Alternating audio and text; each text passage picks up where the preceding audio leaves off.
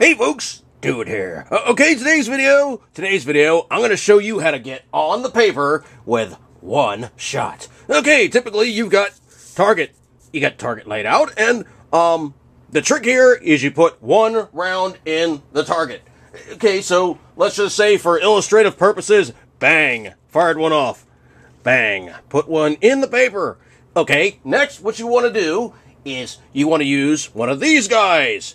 They're getting cheap now, and you can find them pretty much everywhere.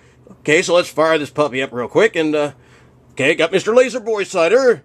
Mr. Laser Bore Sighter is stuck in the gun. You line the gun up, and you put the Laser Bore Sighter on the bullet hole, or you put it anywhere on the target. And then what happens is you crank, you crank your crosshairs in your scope until it's on the dot. Now, typically what happens is you can look through the scope while you're doing this, and I'll give you a demonstration, and, I'll show you what it looks like downrange. It's very easy to do, and these guys are getting cheap, and you can find them anywhere. I think I picked this one up, oh hell, where'd I get this one? eBay maybe, like 30 bucks. They're getting cheap, and yes, it does have the little laser warning, and yes, your cats will love it. It's so cool. Okay, so, without further departure, I'm going to line up one of my rifles with a target scope, and I can crank my parallax down, and hopefully this flip camera here will let me go and point this sucker downrange through the scope and line up on the dot. Looks really cool when you do it, so I'm going to get that one all lined up, and that's going to be the next segment. And one important word of notice: one shot, folks. One shot. If you do something stupid-ass like this, it won't work. If you're shooting at paint spatters, which hole are you picking?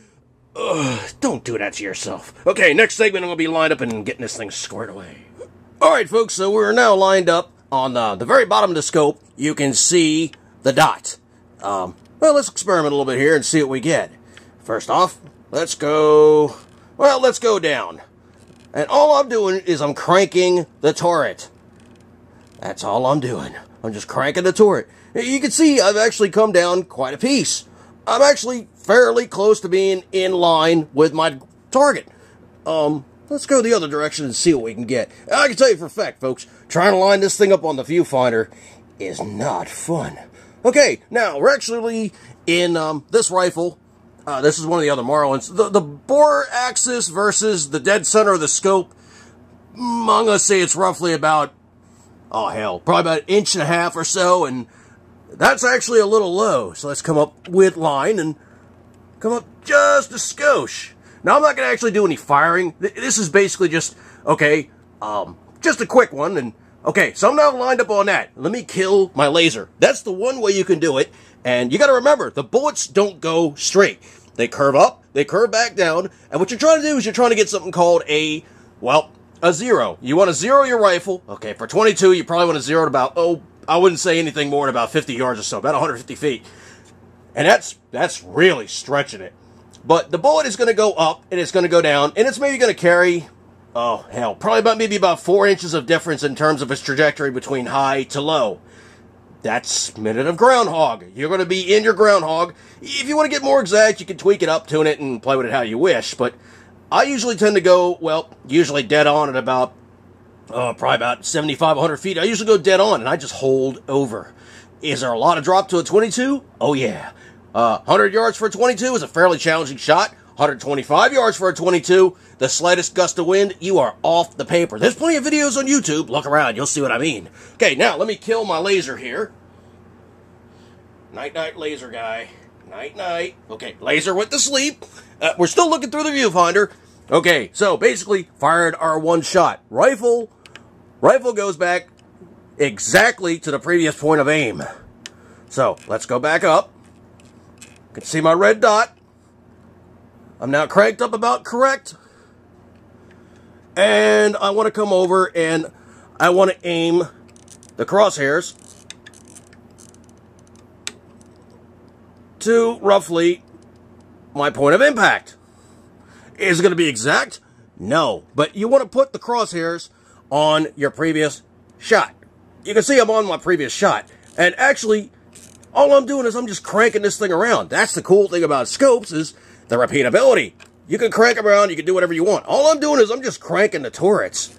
That's all I'm doing. Now, I know the scope is everywhere, and it's not even lined up for this rifle. This is just demonstration, but you can see how much that crosshair moved. The camera did not move. That's me moving it now. The camera did not move. This thing is set on, it's actually set on a fairly high power. Let me back it off, and you can see exactly what I'm talking about. I'm actually zooming in a pretty good amount, and target's only about, oh hell, not even 25 feet away. So I really had to crank in some parallax to get this thing to even focus in the first place. Now, to have this kind of adjustment at 20 some odd feet, that's a lot of adjustment on a long ways off, because if you think about it, if I just move that thing 3-4 inches at 25 or feet less at 100 yards, that's probably like 7 or 8 feet. Okay, do the math. A mil is about, what, 3.32 inches or something like that at 100 yards?